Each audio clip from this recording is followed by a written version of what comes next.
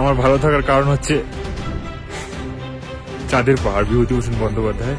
আর এই মুহূর্তে আমি রয়েছি চাঁদের পাহাড়ে। কোথাও গিয়ে এটা টানছিল যে শঙ্কর তো এসছে, আমি কেন পারবো না, আমাকেও করতে হবে। So this is the thing. প্রথমে তো আমি নাইরোবি পৌঁছে একটা অদ্ভুত শহর, পৃথিবীর মধ্যে সব থেকে, যদি বলা হয় ক্রাইমের দিক থেকে সব থেকে বেশি ক্রাইম পূর্বক একটা জায়গায়। আমার মনে হয় কোনো কিছু জন্য প্ল্যানিং বা প্রস্তুতি অনেকটা দিনের দরকার, এবং সেটাকে সিদ্ধান্ত নেওয়ার জন্য 1 সেকেন্ড যথেষ্ট। ওটাকে যদি অনেকটা ডিলে করি তাহলে সমস্যা। জিনিসটা এতটাই কঠিন চাঁদের পাহাড়ে যাত্রাটা, যদি আফ্রিকা না যাওয়া যায় তাহলে বোঝা যাবে না। এমন রাস্তাতেও গেছি যেখানে 120-25 কিলোমিটার জাস্ট মাটি, মানে রাস্তা বলে কিছু নেই।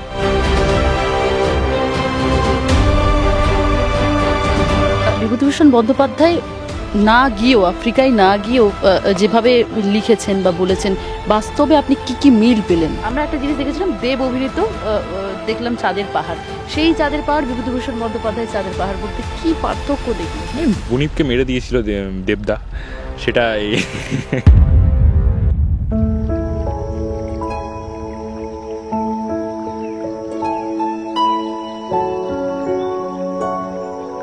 যে উপন্যাস সম্পর্কে বাঙালির কাছে কোনো প্রসঙ্গ উল্লেখ করতে হয় না, চাঁদের পাহাড় বইটি হাতে নিয়ে আফ্রিকার মাউন্টেন অফ মুন অর্থাৎ সত্যিকারে চাঁদের পাহাড় জয় করে এলেন বাস্তবের শঙ্কর জ্যোতিষ্ক বিশ্বাস।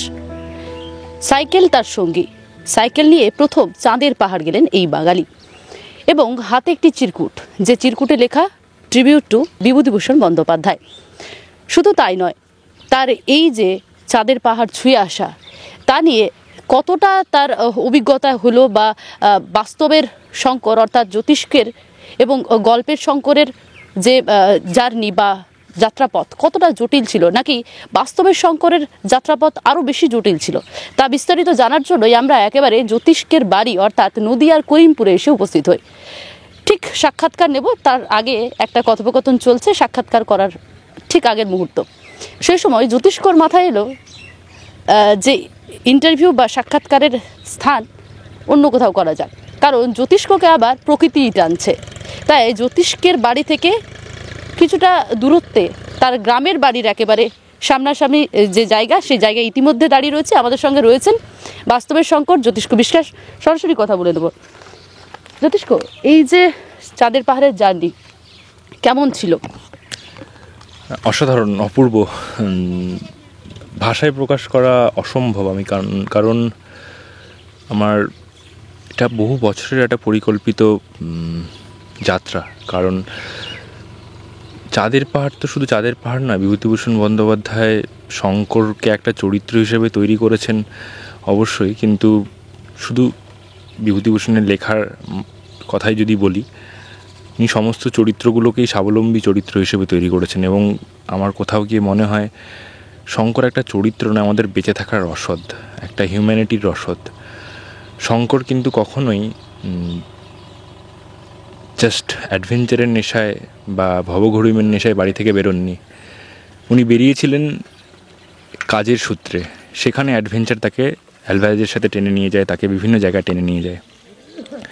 আমারও কোথাও গিয়ে মনে হয়েছে যে বিভূতিভূষণ বন্দ্যোপাধ্যায় এত সুন্দর একটা জিনিস রচনা করে গেছেন, যখন আমি ছোটোবেলায় প্রথম পড়েছিলাম, তারপর গিয়ে ধীরে ধীরে সেগুলোর সাথে মানিয়ে নেওয়া, এবং তার সাথে সাথে এটা জানতে পারলাম যে আদতে মাউন্টেন অফ দ্য মুনস রয়েছে। সেটা বিভূতিভূষণের রচনার মাউন্টেন অফ দ্য মুন নাই হতে পারে, কিন্তু কল্পনার যে বিবরণ এবং বাস্তবের বিবরণ দুটো মিলে যাচ্ছে কোথাও গিয়ে।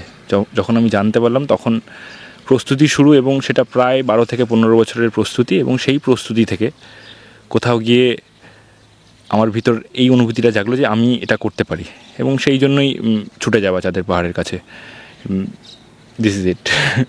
কতটা মিল এই যে শঙ্করের জার্নি যেভাবে আমরা পড়েছি, তার জার্নি যতটা জটিলতা ছিল, তোমার জার্নির জটিলতা কতটা ছিল, নাকি তার থেকেও বেশি জটিলতা? আমি জানি না। আসলে বিভূতিভূষণ বন্দ্যোপাধ্যায় যেই সময়ের কথা বলেছেন, 1900 সাল বা 1910 সালের কথা, বইটা প্রকাশিত হয় 1937 সালে, সেই সময়ের প্রেক্ষাপট এবং আজকের প্রেক্ষাপটের মধ্যে মিল কোথায়? কেননা সেই সময়ের প্রেক্ষাপট বা সেই সময়ের আফ্রিকার কোনো বই আমি পড়িনি।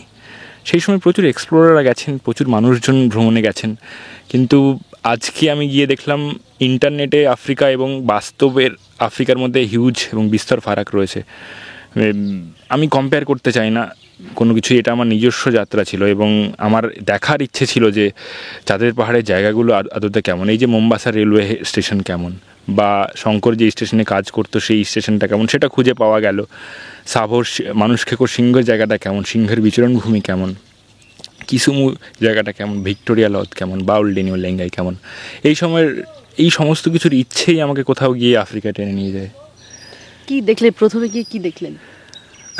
প্রথমে তো আমি নাইরোবি পৌঁছাই, একটা অদ্ভুতুড়ে শহর, পৃথিবীর মধ্যে সব থেকে যদি বলা হয় ক্রাইমের দিক থেকে সব থেকে বেশি ক্রাইমপূর্বক একটা জায়গা, এবং সেখানে পৌঁছায় এবং কালচারাল শক বলে একটা বিষয় থাকে যে কোনো একটা নতুন দেশে গিয়ে যখন পৌঁছাই সেই জায়গার কালচারটাকে অ্যাকসেপ্ট করতে বা বুঝতে সময় লাগে, এবং কালচারটা এতটা ডাইভার্স এবং সব, আমি যেটা বললাম যে ক্রাইম ক্যাপিটাল হিসাবে খুব বিখ্যাত নাইরোবি, এবং সেটা কোথাও গিয়ে প্রচণ্ড পরিমাণে শক দিচ্ছিল এবং খুব একটা যে কমফোর্টেবল ফিল করছিলাম এমন টাইমও, সেখান থেকে তারপর ধীরে ধীরে আমি মোম্বাসা যাই, নতুন দেশ, কোথাও গিয়ে এটা টানছিল যে শঙ্কর তো এসছে, আমি কেন পারবো না, আমাকেও করতে হবে। So this is the thing. শঙ্করের স্বপ্ন পূরণ এখনও তো পূরণ হয়নি, কারণ এটাকে পুরোপুরি করতে পারবো তখনই যখনই আমি গিয়ে, গল্পের শেষে রয়েছে যে শঙ্কর গিয়ে সলসবেরি মানে আজকের হারারে শহর যেটা, সেখানে গিয়ে পৌঁছায় এবং সে একটা হোটেল ঘরে ঢোকে এবং সেই স্ট্রিট থেকে দেখে যে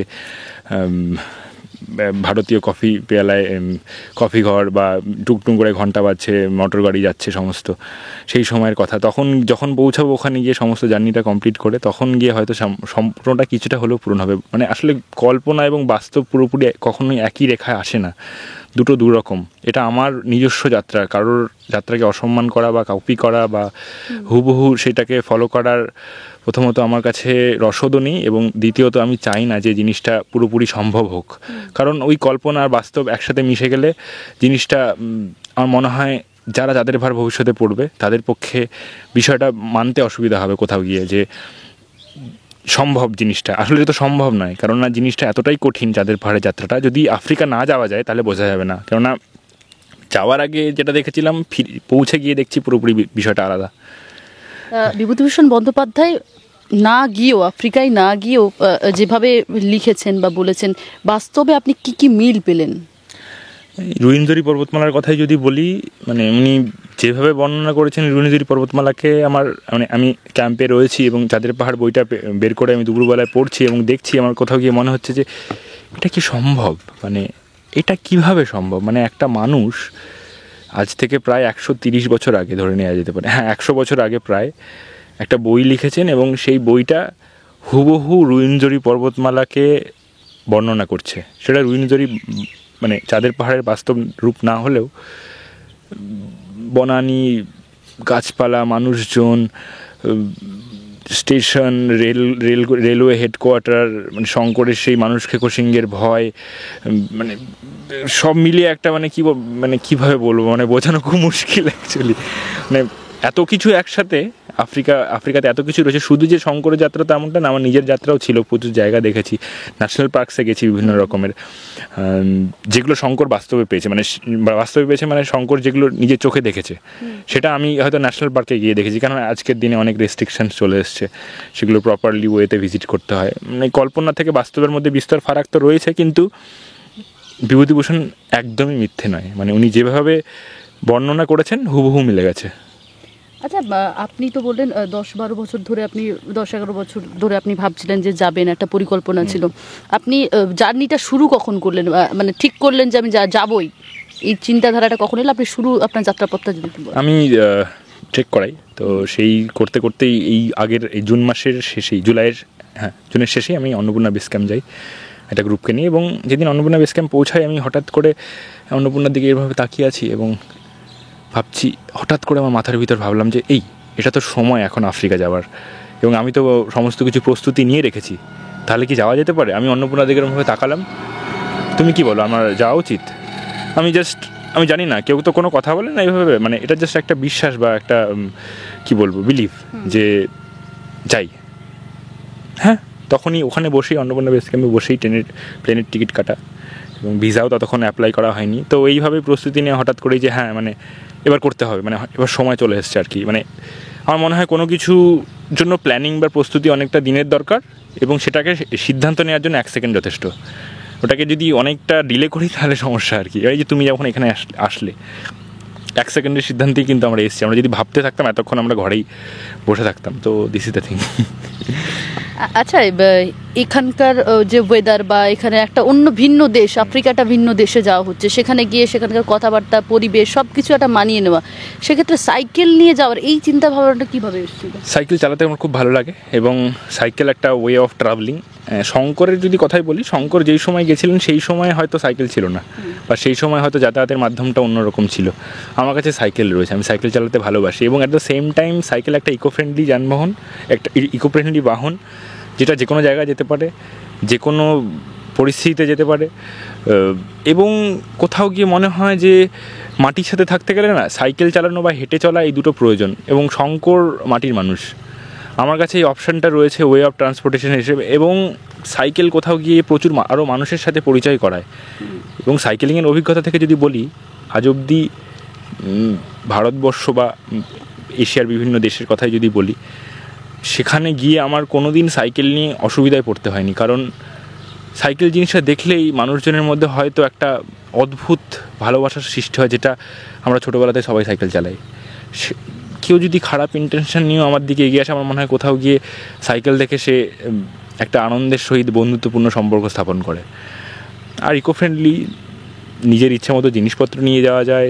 আচ্ছা, সাইকেল নিয়ে যে সাইকেল তো আমরা দেখছিলাম একটা ভিডিওতে, সাইকেলের কিছুটা সমস্যা হয়েছিল, আপনি কয়েকদিন আগে যে ভিডিওটা পোস্ট করেছিলেন, সাইকেল নিয়ে পুরো যাওয়া আসা, তার মধ্যে খাওয়া, জল নেই কোথাও বলছিলেন, তো এইগুলো কি কি ফেস করতে হচ্ছে, কি কি সমস্যা?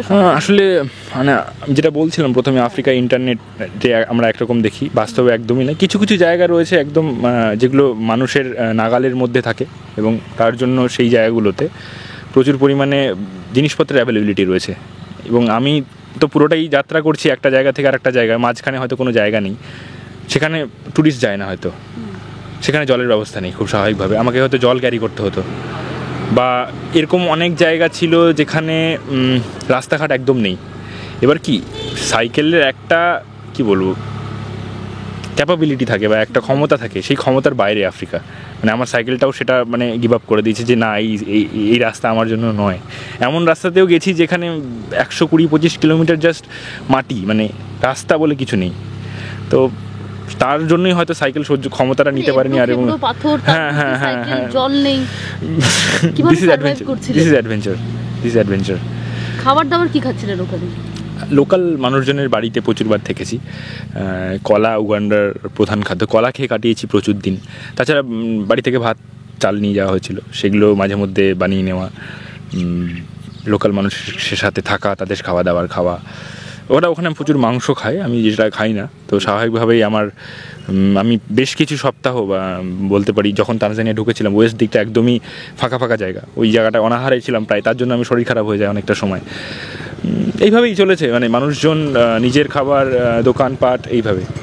মানে এই প্রায় 2 মাসের জার্নি বলা যেতে পারে। প্রায় চিন্তা ভাবনা ছিল যে 2 মাসের জন্যই যাবেন বা তার বেশি হতে পারে? আমার পরিকল্পনা ছিল পুরোটা যাত্রা করার, মানে চাঁদের পাহাড়ের পুরো রুটটার। কিন্তু যখন আমি গিয়ে পৌঁছালাম, যেদিন আমি প্রথম পৌঁছালাম, সেদিন বুঝতে পারলাম যে এটা সম্ভব নয়। কারণ এটা যতটা কিলোমিটারসে হিসাব হচ্ছে না, এখানে হিসাব হচ্ছে মানে কি বলবো, একটা জানি না, কিলোমিটার্সে হিসাব হচ্ছে না। আমার প্রথমে কিলোমিটার্সের হিসাব ছিল, তারপরে চড়াই উতরাই, রাস্তাঘাট, মানুষজন, কালচার, এত কিছু এক্সপ্লোর করতে গেলে I will be needing lots of time. তো সেই সময়টা আমার মনে হচ্ছিল একটু সময় দিয়ে করলে সেই জিনিসটা ভালো হবে, এবং আমি আরও অনেক কিছু দেখতে পারবো, মানুষজনের সাথে থাকতে পারবো, মিশতে পারবো। তখনই আমি ডিসাইড করি যে আমি এটাকে দুটোভাবে ভাগ করব, একটা উত্তর পার্ট, একটা দক্ষিণ পার্ট। উত্তর পার্টে হচ্ছে তানজানিয়া, উগান্ডা, কেনিয়া, এবং দক্ষিণ পার্টে হচ্ছে south Africa, Namibia, Botswana, Zimbabwe. এই হচ্ছে বিষয়। ওখানকার মানুষজনের ভাষাগত একটা সমস্যা রয়েছে, মানে যেহেতু আপনার ভাষা বা অন্য ওখানকার, সেক্ষেত্রে কিভাবে কমিউনিকেট করতে? আপনি অনেকের বাড়িতে থেকেছেন, খেয়েছেন বললেন বা ছিলেন, কমিউনিকেট কিভাবে করেন? আসলে ওখানে চার্চ রয়েছে বেশিরভাগ জায়গাতে, এবং মানুষজন শিক্ষা নিয়ে খুব সচেতন বেশিরভাগ জায়গাতেই। তো মানুষজন ইংরেজি জানে, সব জায়গায় জানে না, কিছু কিছু জায়গায় একদমই জানে না। এবং সেই পরিপ্রেক্ষিতে আমার গিয়ে কোথাও মনে হয়েছে ভাষা খুব একটা সমস্যা করেনি। কিন্তু যখন আমি রিমোট জায়গায় চলে গেছি, একদমই রিমোট জায়গায়, তখন গিয়ে কিছুটা সমস্যায় পড়তে হয় তাদেরকে বোঝানো। ভাষাটা কোনো মাধ্যম নয়। যখন তোমার ভিতর কোনো কি বলবো কোনো সৎ উদ্দেশ্য থাকবে না, তখন চোখের ইশারাই মানে যথেষ্ট। তো চলে গেছে ওইভাবেই। আমরা দেখেছিলাম গল্পে শঙ্করের বন্ধু তিয়াগো অ্যালভারেজ ছিল, তোমার কি অ্যালভারেজ কোনো পাওয়া গিয়েছিল বন্ধু? এইভাবে আমি অ্যালভারেজকে খুঁজে পাইনি, কিন্তু আমি যে রুইনজরিতে গেছিলাম তখন ওখানে যে আমার যে সাথে ছিল, যিনি আমাকে সব সময় পথ দেখিয়েছেন বা এগিয়ে নিয়ে গেছেন, উনি আমাকে এত যত্ন করেছেন এবং পথ দেখিয়েছেন, চিনিয়েছেন, পাহাড় চিনিয়েছেন। আমি কিছুই চিনিনি হিমালয় থেকে 8-10 বছরে, তাই মনে হলো কিছুই জানি না। এবং আমার জ্বর এসেছিলো প্রচণ্ড পরিমাণে একদিন, এবং সেই জ্বরের মুহূর্তে উনি আমাকে যেভাবে যত্ন করেছেন, আমার বাবা হলে হয়তো এর থেকে বেশি করতে পারতো না। আমি ওকে ফাদার বলতাম, ও বলছে না, ইউ আর মাই ব্রাদার। এবং আমি ওনাকে নাম দিয়েছি অ্যালভারেজ। শঙ্করের অ্যালভারেজ কাইন্ড অফ মানে আমি তো বাচ্চাই আলটিমেটলি, মানে অ্যালভারেজের কাছে, রাইট? তো আমারও তো একটা ইচ্ছে রয়েছে আমি জীবনে অ্যালভারেজ খুঁজে পাবো, তো সেইভাবে কোথাও গিয়ে ওনাকেই অ্যালভারেজ বানিয়ে নেওয়া। এত বড় একটা দেশে গেছেন, সেখানে রয়েছে পাহাড়, উপত্যকা, একটা অচেনা জায়গা, অজানা মানুষজন, সেখানে গিয়ে পথ হারিয়েছেন সাইকেল নিয়ে যে যাওয়া। আজকের দিনে পথ হারানোর কোনো গল্প নেই, এবং সেই মানে কি বলবো আশঙ্কাও ছিল না যে পথ হারাবো বা হারিয়ে যাব, কারণ আজকের দিনে সমস্ত কিছুই আগে থেকেই দিক নির্ণয় করা যায়। হ্যাঁ, কিছু কিছু জায়গায় সমস্যা হয়েছে, রাস্তার বিবরণ পাইনি, যেটা ইন্টারনেটে সবসময় তো অ্যাভেলেবেল হয় না। সেই রাস্তার বিবরণ না থাকার জন্য সমস্যা হয়েছে, যেমন ভাঙা রাস্তার কথা বলছিলাম আমি, সেগুলো গুগল ম্যাপে একরকম, বাস্তবে আর একরকম। নেটওয়ার্ক কিরকম ছিল সেখানে, মানে যোগাযোগ করা যাচ্ছিল? কিছু কিছু জায়গায় যোগাযোগ করা গেছে, যখন রুইনজরিতে গেছিলাম একদম ছিল না, আবার যখন আমি গোল্ডেন ইয়োলেঙ্গায়ের দিকে গেছিলাম তখন ছিল না। একদম রিমোট অল্টিটিউডসে বা রিমোট জায়গাতে একদমই নেটওয়ার্ক নেই। বাড়ির লোকজনের সাপোর্ট পেয়েছেন, মা বাবা? অসাধারণ। আমার করার কারণই বাবা মাকে হ্যাপি করা, বাবা মার জন্যই সমস্ত কিছু, তো স্বাভাবিক, দে আর হ্যাপি। কিভাবে যোগাযোগ করতেন যখন ওখানে? স্বাভাবিকভাবে ফোনের মাধ্যমে করা যেত, কমিউনিকেট করতে? হ্যাঁ, মানে হোয়াটসঅ্যাপে যেভাবে হয় আর কি। কোনো কাছের মানুষ বা আরো যদি কোনো বন্ধু বান্ধব তাদের সঙ্গে যোগাযোগ করার? হ্যাঁ, ডেফিনেটলি। কোনো সময় মানে নেটওয়ার্কের বাইরেও ছিলেন, সেক্ষেত্রে কিভাবে? বাড়ির লোকজনের আসলে অভ্যাস হয়ে গেছে, আমি তো মানে যেহেতু ভয় তো কাজ করে, সেই জায়গায় কিভাবে বোঝাতেন বা কি পরিস্থিতি? আমার হয়তো সপ্তাহে একদিন কথা হতো। আচ্ছা। আসলে এর আগে আমি যখন পর্বতারোহণ করতাম প্রথমের দিকে, তখন আমি প্রায় 20-25 দিনের জন্য নেটওয়ার্কের বাইরে থাকতাম। তো সেই অভ্যাসটা বাড়ির মানুষজনের রয়েছে যে আমি নেটওয়ার্কের বাইরে থাকবো। তবে বাবা টেনশন করছিল, যেটা জানতে পারলাম বাড়িতে এসে, যে আফ্রিকা বলে একটা মহাদেশ, সেখানের একটা উগান্ডা বলে একটা দেশ, তার একটা পর্বতমালা রুইনজরি, যেখানে পুরো রুইনজরি যদি আমি ইতিহাস দেখি তাহলে হয়তো 5-10% এক্সপ্লোরেশন হচ্ছে। সেই জঙ্গলে আমার নিজের ছেলে যাচ্ছে, স্বাভাবিকভাবে একটা বাবার টেনশন তো হবেই, খুব স্বাভাবিক। তো সেটা বাড়িতে এসে জানতে পারি, সেটা আমাকে জানানো হয় না আর কি। আচ্ছা, কলকাতা থেকে যদি আমি একেবারে ধরি, যে কিভাবে মানে যাওয়ার যে বিষয়টা, কিভাবে গেলেন, যাত্রাপথটা যদি জানা যায়? কলকাতা থেকে মুম্বাই থেকে নাইরোবি থেকে ট্রেনে করে মোম্বাসা, তারপর সাইকেল চললো সাইকেল।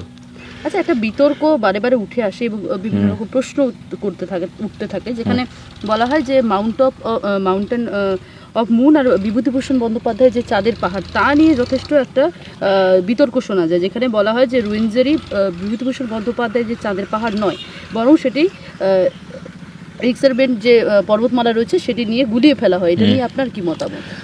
এখন রিক্টার্স বেল্ট, আমি প্রথমে দুটো জিওগ্রাফিক্যাল লোকেশন সম্বন্ধে অ্যাওয়ার করি। প্রথমে রুইনজরি লোকেশন হচ্ছে কঙ্গো এবং উগান্ডার বর্ডারে, আর রিক্টার্স বেল্ট হচ্ছে নামিবিয়া এবং সাউথ আফ্রিকার বর্ডারে। বিভূতিভূষণ বন্দ্যোপাধ্যায় দুটো বিষয়ের কথা বলেছেন, সেটা হচ্ছে একটা রুইনজরি, একটা হচ্ছে রিক্টার্স বেল্ট। রুইনজরির লোকেশন হচ্ছে কঙ্গো এবং উগান্ডার বর্ডারে, কিন্তু উনি কিন্তু কখনোই বলেননি এটা চাঁদের পাহাড় বা মাউন্টেন অফ দ্য মুন। আবার যদি রিক্টার্স বেল্টের কথা বলি, নামিবিয়া এবং সাউথ আফ্রিকার বর্ডারে, দুটোর মধ্যে বিস্তর ফারাক। রুইনজরির যে উচ্চতা, সেই উচ্চতাকে যদি আমি ভাগ করি রিক্টার্স বেল্টের উচ্চতা দিয়ে, তাহলে 4 গুণ রুইনজরি। আবার যখন ঘটনার পরিপ্রেক্ষিতে আমরা দেখছি যে যখন চাঁদের পাহাড়ের কথা হচ্ছে, বা যখন বিভূতিভূষণ বন্দ্যোপাধ্যায় বনানীর বর্ণনা দিচ্ছেন, তখন হয়তো তারা এক্সপ্লোরেশন করছেন কোনো আফ্রিকান এমন একটা প্রান্তে যেটা রিক্টার্স বেল্টের কাছাকাছি। আবার শঙ্কর যেখানে হারিয়ে যাচ্ছে, সেই বনের যদি সাথে তুলনা করি, সেটা আবার রুইনজরির বনের সাথে মিলে যাচ্ছে কোথাও গিয়ে, কিন্তু লোকেশন ওয়াইজ মিলছে না। তো এটা একটা দুবিধা রয়েছে। এবং যদি আমি বলি যে রুইনজরি এবং রিক্টার্স বেল্টের মধ্যে ডিস্ট্যান্সের পার্থক্য কত হতে পারে, 100 কিলোমিটার, 200 কিলোমিটার না, একদমই না, 3500 থেকে 4000 কিলোমিটার। এবং বইটা এতবার পড়েও আমি বুঝতে পারিনি যে বিভূতিভূষণ আসলে কি বুঝিয়েছেন। চাঁদের পাহাড় কোথায় কেউ জানে না, বিভূতিভূষণের চাঁদের পাহাড় কোথায় কেউ জানে না। এইটা হচ্ছে বাস্তবের বা আজকের এক্সপ্লোরেশনের চাঁদের পাহাড়। তার জন্য প্রচুর এক্সপ্লোরাররা গেছেন, তারা নাম দিয়েছেন বিভিন্নভাবে। Ultimately this is mountain of the moon. এই মাউন্টেন অফ দ্য মুনের একটা হাইয়েস্ট পিক মার্গারিটা, যেটা আমি চড়েছি। এই হচ্ছে মোদ্দা কথা। এর ভিতরে ঢুকতে গেলে মানে তোমাকে হয়তো একটা বিরাট বড় একটা মানে স্টাডি নিয়ে বসতে হবে। মানে মেন বিষয় রুইনজরি একদিকে, রিক্টার্সভিল একদিকে, একদম বিভূতিভূষণ যেটা বর্ণনা করেছেন সেটার সাথে দুটোরই মিল রয়েছে, কিন্তু জিওগ্রাফিক্যাল লোকেশনে বা গল্পের সাথে মিলাতে গেলে হবে না, দূরত্ব অনেক। হ্যাঁ, অনেকটা দূরত্ব।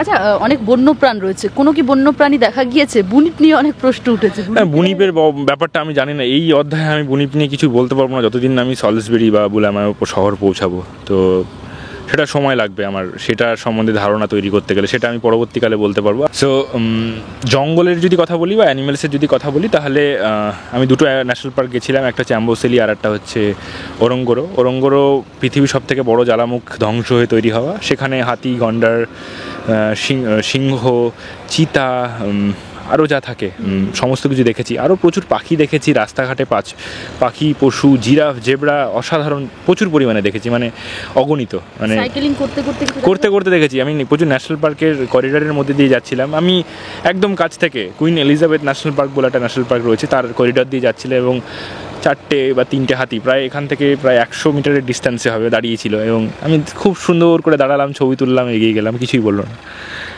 আচ্ছা, আমরা একটা জিনিস দেখেছিলাম, দেব অভিনীত দেখলাম চাঁদের পাহাড়। সেই চাঁদের পাহাড়, বিভূতিভূষণ বন্দ্যোপাধ্যায়ের চাঁদের পাহাড় মধ্যে কি পার্থক্য দেখলেন? বুনিপকে মেরে দিয়েছিল দেবদা, সেটা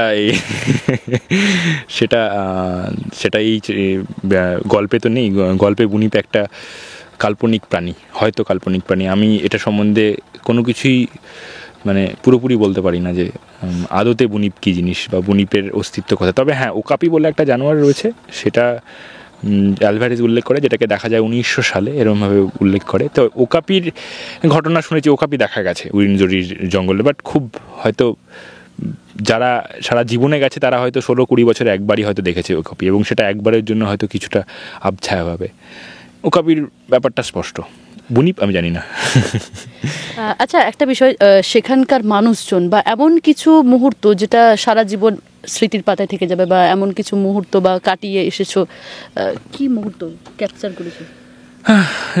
খুব খুব খুব ডিফিকাল্ট প্রশ্ন এটা। মানে প্রত্যেকটা দিন, প্রত্যেকটা মুহূর্তই আসলে কোনো একটা অভিজ্ঞতা যেটা সারা জীবন মনে থাকবে। আমার একটা ট্রাইবদের সাথে দেখা হয়েছিল, ওরা 15 বছরে একবারই অ্যাফেয়ার্স হয়, সেটা একটা অঞ্চলে আমি দেখি, এবং তারপরে সেটা আমি জানতে পারি। এবং যখন ফটোগ্রাফস তুলে আনি এবং যখন লোকাল মানুষজনকে দেখাই শহরে এসে, এই ফোন ঘাটছি, ছবি দেখছি, বলছে এটা কি, এটা তো আমি দেখেছি রাস্তায়, আমার সাথে দেখা হয়েছিল।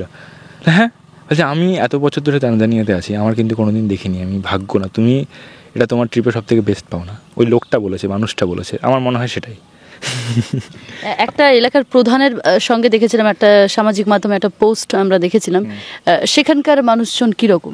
প্রধান মানে উনি পুরো একটা এলাকার একটা মানে জঙ্গলের বাইরে ওই আফ্রিকার মানুষজন বা মাসাইরা যেরকম বুশে থাকে, সেই বুশের প্রধান, এরকম প্রায় 20-25টা বুশ থাকে, এরকম তার মধ্যে একজন প্রধান থাকেন, তার মধ্যে উনি একজন, ওনার নাম চিপ ওলেপেলো। উনি আমাকে হোস্ট করেছিলেন 2 দিন, ওনার সাথে আমি ছিলাম। অসাধারণ অভিজ্ঞতা, ভাষার কোনো নেই, ওই চোখের ইশারা, আতিথেয়তা, ওইটুকুই। অসাধারণ মানুষ, মানে মাসাইরা পড়াশোনা করেনি, বই পড়েনি, ইংরাজি জানে না, কিন্তু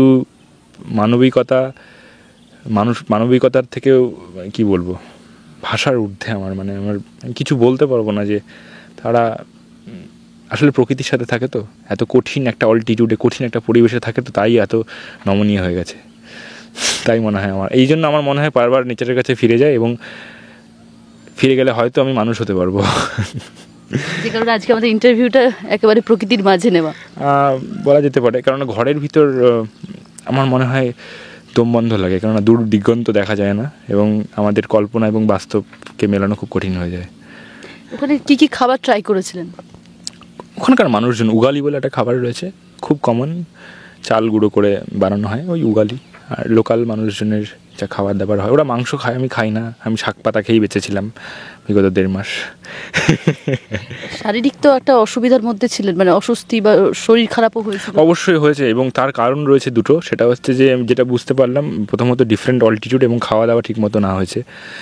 আর যেটা আমি বুঝলাম, আমি যদি প্রস্তুতি না নিয়ে যেতাম, আমি রানিংও করি, সাইক্লিংও করি, পাহাড়েও চড়ি, সমস্ত কিছুর অভিজ্ঞতা থেকে কিন্তু আমি গেছি একটা অ্যাডভেঞ্চার করতে। অ্যাডভেঞ্চার বলা যেতে পারে আর কি, মানে আমি বলতে চাচ্ছি না ইটস অ্যাডভেঞ্চার, বাট শব্দ হিসেবে অ্যাডভেঞ্চার। তো আমার মনে হলো আমি যদি এই জিনিসগুলো বিগত 7-8 বছরে যদি না করতাম, আমি আফ্রিকায় গিয়ে 2 দিন থাকতে পারতাম না। মানে মানুষের সাথে মেশা এবং ধুলোয় মিশে যাওয়ার চেষ্টা করা, আমি তো পারছি না মিশে যেতে, চেষ্টা করছি, কিন্তু সেটা কোথাও গিয়ে এই লাস্ট 7-8 বছর আমাকে মানে প্রচণ্ড পরিমাণে সাহায্য করেছে যে তুমি পারবে, তুমি কঠিন, তুমি মিশে যেতে পারো, তুমি এর আগেও এর থেকে কঠিন কাজ করেছো। প্রত্যেক দিনটাকে একটা মানে সপ্তাহ হয়ে যেত মাঝে মধ্যে, মানে মনে হচ্ছে এই দিনটা কখন শেষ হবে, মানে দিন শেষ হতে চায় না। সকাল 6টায় দিন শুরু হচ্ছে, রাত্রি 8টায় গিয়ে দিন শেষ হচ্ছে। সূর্যের আলো দুপুরবেলায় সাইকেল চালানো যায় না, গাছের ছায়া নেই, সব থেকে বড় সমস্যা আমাদের গ্রাম বাংলার মতো। মানে কখনো মনে হয়েছে যে কেন এলাম? না, একদমই না। কখনো কি মনে হয়েছে যে সমস্যায় যখন পড়েছেন মনে হচ্ছে যে ফিরে যেতে হবে, হয়তো আর চাঁদের পাহাড় দেখা যাবে না, এই সম্মুখীন কি হতে হয়েছে? হ্যাঁ, অবশ্যই এরকম মাঝে মাঝে মনে হতো, কিন্তু তারপরে মনে হতো এটা তো অনেক বছরের পরিকল্পনা। এবং আমি একটাই কথা নিজেকে বারবার বলি যে মানে আমার স্বপ্ন আমার স্বপ্নের থেকে দামি। তো ওটা নিয়ে কোনো কম্প্রোমাইজ হবে না, করতেই হবে আমাকে। আচ্ছা, খাওয়া দাওয়া বা সাইকেলিং, জলের সমস্যা, এগুলো তো শুনলাম। একটা জিনিস আমরা দেখেছি যে মানুষের যখন নেচার কল হয় সেই ক্ষেত্রে কিভাবে সামাল দিতেন, কারণ এরপরে শঙ্করকে দেখে অনুপ্রাণিত হয়ে জ্যোতিষ্ক গেছে, জ্যোতিষ্ককে দেখে অনুপ্রাণিত হয়ে আরও কেউ বাঙালি যেতে চাইবে, সেক্ষেত্রে তারা কি করে? যেরকম মাসাইরা যেরকমভাবে করে, বুশ বা জঙ্গল যেরকমভাবে হয়, আর তাছাড়া অভ্যাস হয়ে গেছে পাহাড়ে থাকতে থাকতে, মানে যেটা আসল সময়ে সকালবেলা, সেটাই আমার মনে হয় কোথাও গিয়ে অভ্যাসে দাঁড়িয়ে গেছে। তো এটাই অভ্যাসটা তৈরি হয়েছে পাহাড়ে থেকে বা আউটডোরে থেকে বিগত বেশ কিছু বছরে, সেটা গিয়ে আমার কোনো দিন অসুবিধা হয়নি। তো আর না হলে মাসাইরা যেরকমভাবে চালিয়ে যাচ্ছেন বিগত 2000-3000 বছর ধরে, সেইভাবেই।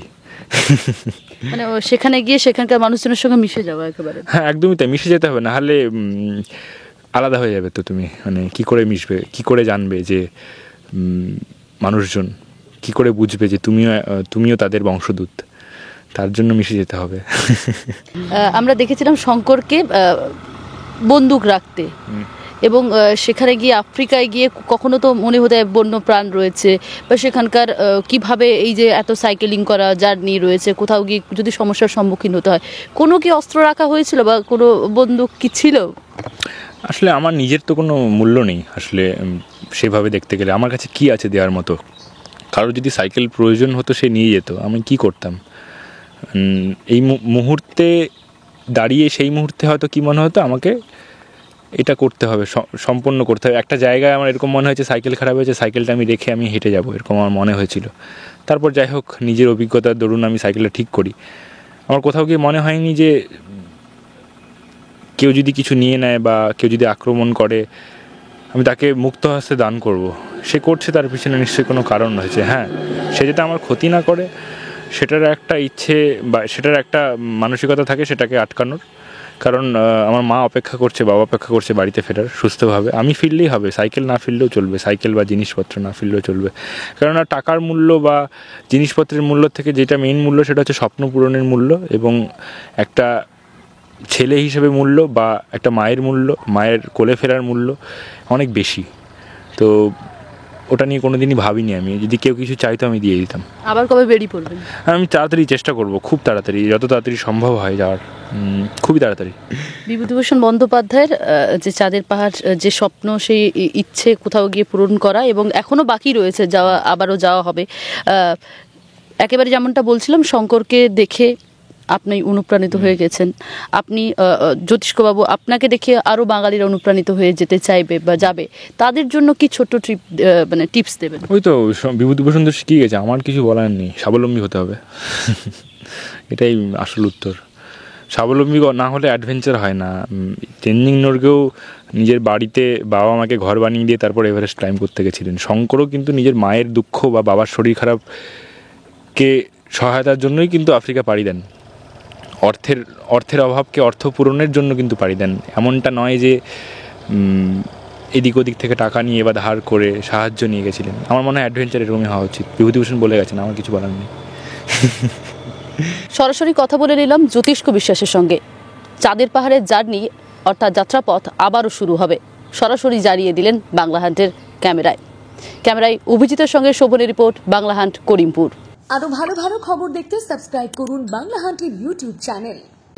বাংলা হান্টের আরো খবর দেখতে নজর রাখুন। বাংলা খবর মানেই বাংলা হান্ট।